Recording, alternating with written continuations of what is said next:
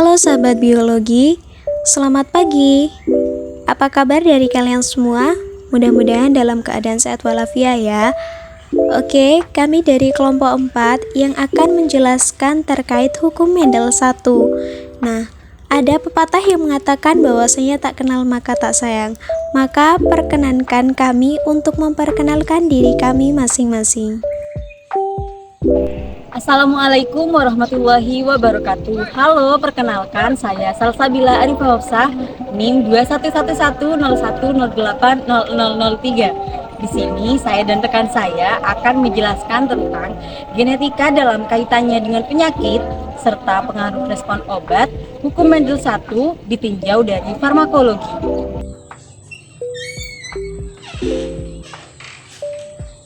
Halo, assalamualaikum warahmatullahi wabarakatuh. Sebelumnya perkenalkan, nama saya Dewi Ambarwati dengan NIM 211110800018. Baik, di sini saya akan menjelaskan terkait kaitannya antara penyakit dengan genetika dan bagaimana respon dari obat tersebut dalam suatu genetika ditinjau dari segi farmakologi. Sebelum itu, apakah kalian tahu penyakit dari ini?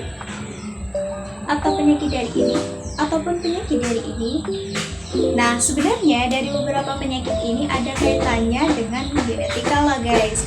Nah, ingin tahu seperti apa sih kaitannya antara genetika terhadap suatu penyakit yang saya sebutkan tadi? Nah, di sini tentunya saya tidak sendiri, melainkan ada dokter yang akan menjelaskan bagaimana sih kaitannya antara genetika terhadap suatu penyakit yang saya sebutkan tadi. Untuk lebih jelasnya lagi, simak video berikut ini. Oke dokter, pertanyaannya yakni adakah suatu penyakit yang dimana itu merupakan suatu dari faktor genetik? Ada. Jadi seperti asma, kencing manis atau diabetes, hipertensi itu biasanya selain dari gaya hidup itu juga sebagian besar disebabkan karena faktor genetik. Faktor genetik itu yaitu keturunan. Kalau asma itu 2 tingkat ke atas. Jadi kalau misalnya ayah ibu tidak ada yang asma, bisa dari kakek dan nenek, entah itu kakek dan nenek dari ayah atau kakek dan nenek dari ibu. Biasanya seperti itu. Selain dari faktor genetik, jadi hampir sama seperti asma. Jadi diabetes itu juga kalau tidak dari ayah dan ibu, bisa jadi dari orang tua ayah atau ibu. Cuman memang kalau misalnya sudah tahu genetik, yang harus dijalankan adalah gaya hidup. Jadi kalau sudah tahu misalnya ayah atau ibu atau ada kakek dan nenek yang menderita diabetes, itu genetik itu bisa diputus dengan gaya hidup. Nah, dari penjelasan tersebut dapat dikatakan bahwasanya dalam hukum Mendel 1 merupakan salah satu dasar utama dalam suatu genetika yang dijelaskan oleh Gregor Johann Mendel, yang mana hukum Mendel 1 ini menyatakan bahwa alel-alel gen terpisah dan diwariskan secara independen. Seperti contoh penyakit genetik yang diwariskan yang telah disampaikan oleh ibunya, yaitu ada asma, hipertensi, dan diabetes mellitus. Kemudian, di sisi lain, respon terhadap obat merupakan fenomena yang melibatkan sejauh mana seseorang akan merespon obat tertentu yang dapat bervariasi dari individu ke individu. Hukum Mendel 1 adalah salah satu prinsip dasar dalam genetika yang dapat mempengaruhi respon seseorang terhadap obat. Hukum ini menggambarkan bagaimana gen-gen yang mengatur sifat-sifat tertentu diwariskan dari generasi ke generasi. Dalam farmakologi, pengetahuan tentang pewarisan genetik sangat penting. Variasi genetik individu dapat mempengaruhi cara tubuh memetabolisme dan merespon obat. Beberapa orang mungkin memiliki varian gen yang membuat mereka lebih sensitif atau resisten terhadap efek obat tertentu. Sebagai contoh, genetika dapat mempengaruhi respon terhadap obat penghilang rasa sakit seperti kodein.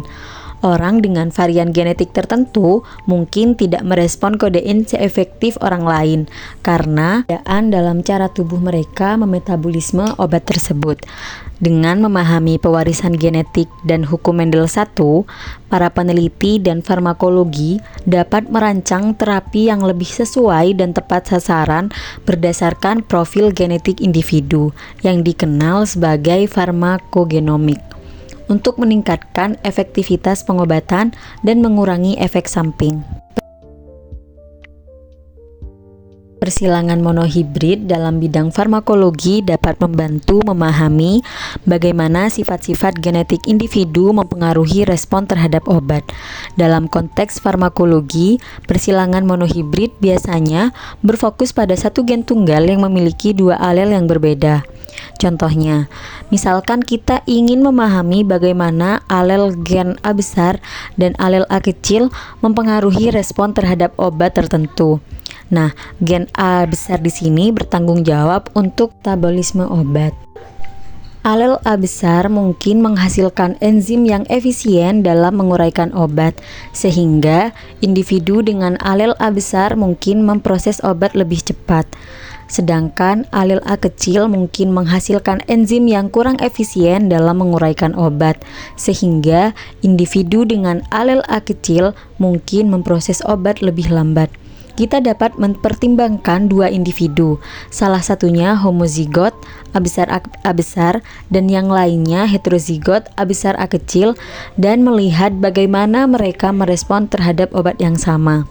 Hasil persilangan monohibrid dalam konteks farmakologi akan melibatkan pemahaman tentang seberapa cepat obat diproses oleh masing-masing individu dan seberapa besar dosis yang diperlukan untuk mencapai efek terapeutik yang diinginkan.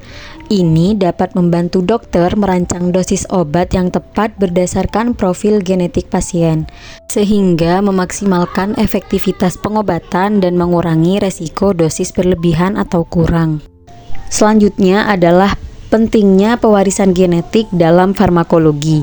Pewarisan genetik sangat penting dalam farmakologi karena perbedaan genetik individu dapat mempengaruhi respon terhadap obat-obatan. Beberapa alasan mengapa pewarisan genetik ini sangat penting dalam farmakologi, diantaranya yaitu: pertama, variabilitas respons. Genetika individu memainkan peran utama dalam mengapa seseorang merespon obat dengan cara tertentu.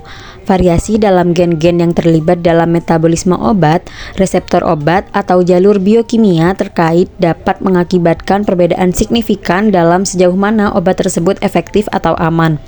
Selanjutnya, atau yang kedua, yaitu terapi yang disesuaikan. Dengan memahami pewarisan genetik pasien, pengobatan dapat disesuaikan secara individual. Ini dapat mencakup penyesuaian dosis obat, pemilihan obat yang lebih sesuai, atau penghindaran dari obat-obat tertentu berdasarkan profil genetik seseorang. Selanjutnya, penghindaran efek samping. Beberapa efek samping obat dapat terkait dengan faktor genetik. Dengan pengetahuan tentang genetika individu, dokter dapat mengidentifikasi pasien yang berisiko tinggi mengalami efek samping dan mungkin menghindari obat-obatan tertentu. Yang terakhir atau yang keempat yaitu pengembangan obat. Penelitian farmakogenetika membantu dalam pengembangan obat-obatan yang lebih efektif. Mengetahui cara genetika mempengaruhi respon terhadap obat dapat membantu peneliti dalam merancang obat yang lebih efisien dan mengurangi resiko reaksi yang merugikan. Dengan memahami pewarisan genetik, farmakologi dapat menjadi lebih presisi, aman, dan efisien, yang mengarah pada perawatan yang lebih baik dan hasil klinis yang lebih baik bagi pasien. Contoh konkret tentang bagaimana genetika pada hukum Mendel I mempengaruhi respon terhadap obat dalam praktik klinis. Ada beberapa contoh konkret, yakni diantaranya metabolisme obat. Genetika dapat mempengaruhi cara seseorang untuk memetabolisme obat. Misalnya, jika seseorang memiliki alel yang mengkode enzim yang efisien dalam menguraikan obat tertentu, mereka mungkin akan memproses obat tersebut lebih cepat daripada individu dengan alel yang kurang efisien. Nah, maka dalam hal ini dapat mempengaruhi dosis obat yang diperlukan untuk mencapai efek terapeutik yang diinginkan. Selanjutnya yakni reaksi alergi. Alangkah baiknya kalian menyimak penjelasan berikut. Oke, baik dokter. Di sini pertanyaan selanjutnya yakni apakah dari obat itu sendiri dapat mempengaruhi reaksi alergi itu sendiri? Ya, bisa. Jadi semisal ada beberapa obat yang mengandung sulfat dan orang tersebut alergi terhadap sulfat. Banyak bermacam-macam obat dengan berbagai nama yang berbeda, tetapi dengan satu isi yang sama, misalnya sulfat. Lah, terus tubuh kita ternyata alergi dengan sulfat tersebut. Kita tidak tahu kalau misalnya kita alergi. Kita minum obat tersebut, biasanya dia bereaksi melalui seperti bentol-bentol, kemerahan. Nah, itu adalah salah satu ciri kalau misalnya kita alergi terhadap obat tersebut. Nah, dari penjelasan tersebut dapat dijabarkan bahwasanya beberapa obat memang dapat menyebabkan reaksi alergi pada sebagian orang. Nah, dalam hal ini, hukum Mendel 1 dapat menjelaskan mengapa beberapa individu lebih rentan terhadap alergi obat. Jika gen yang mengontrol respon kekebalan terhadap obat adalah polimorfik, maka alel-alel yang berbeda mungkin ada dalam populasi, dan respon terhadap obat bisa bervariasi sesuai dengan alel yang dimiliki oleh setiap individu.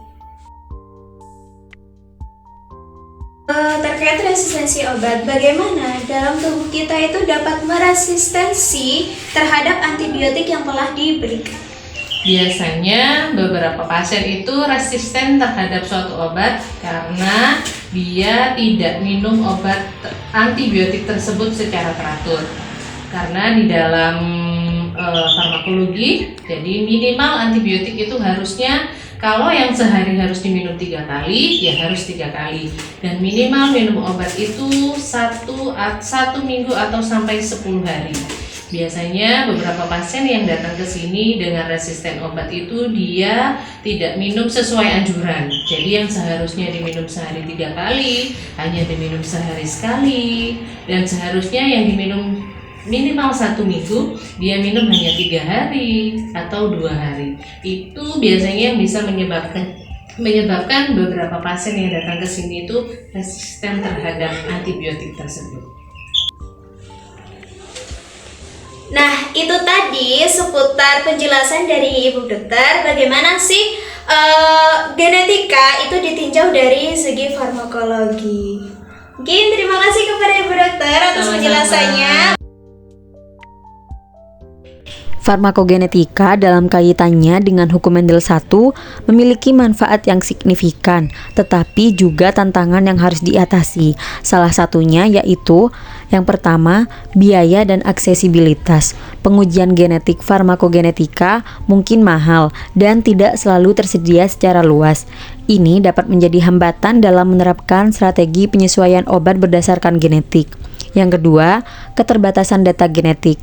Beberapa obat mungkin memiliki banyak faktor mempengaruhi respon, dan faktor genetik hanyalah salah satu dari banyak faktor. Data genetik tidak selalu memberikan gambaran yang lengkap. Yang ketiga, masalah etis dan privasi. Pengujian genetik dapat menimbulkan masalah privasi dan etika dalam penggunaan data genetik pasien, seperti resiko diskriminasi asuransi kesehatan atau kerahasiaan data. Yang keempat, kesadaran dan pendidikan. Dokter dan pasien perlu mendapatkan pemahaman yang lebih baik tentang farmakogenetika agar penggunaannya lebih efektif. Pendidikan yang cukup diperlukan untuk memahami hasil tes dan mengambil tindakan yang sesuai. Yang kelima, regulasi dan standar. Perlu ada regulasi yang kuat dan standar yang jelas untuk memastikan penggunaan farmakogenetika yang aman dan efektif dalam pengobatan.